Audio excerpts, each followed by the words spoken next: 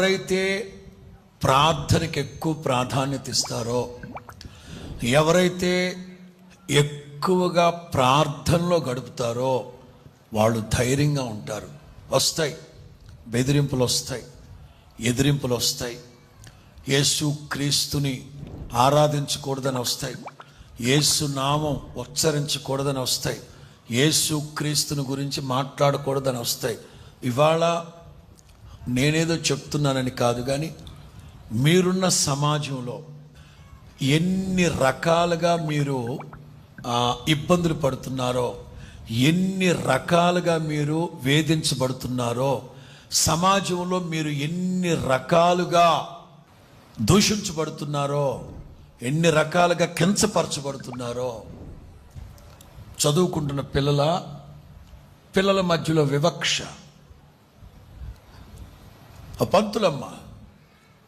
పంతులమ్మ central syllabus ఉన్న ఆ స్కూల్లో చిన్న పిల్లలండి, అర కేజో పావు కేజో ఒకటో కేజీ చదువుతుంది.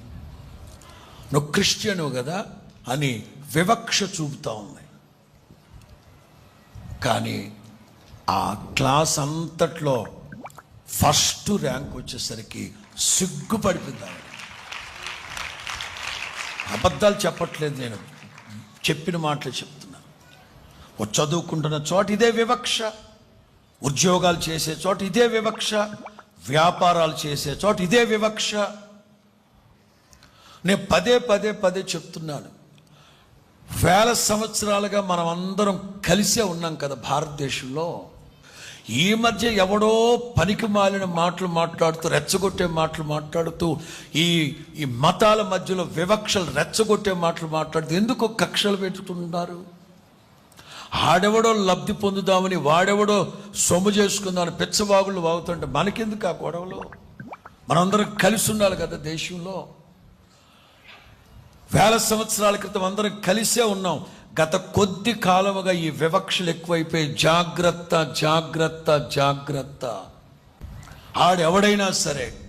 వాడెవడైనా సరే కొంతమంది రాజకీయ లబ్ధి కోసం ఇట్లా దరిద్ర పనులు చేస్తూ ఉంటే, కొంతమంది ఇంకో దానికి వద్దు. మనకు అవన్నీ అందరం కలిసి ఉండాలి, అందరు బాగుండాలి.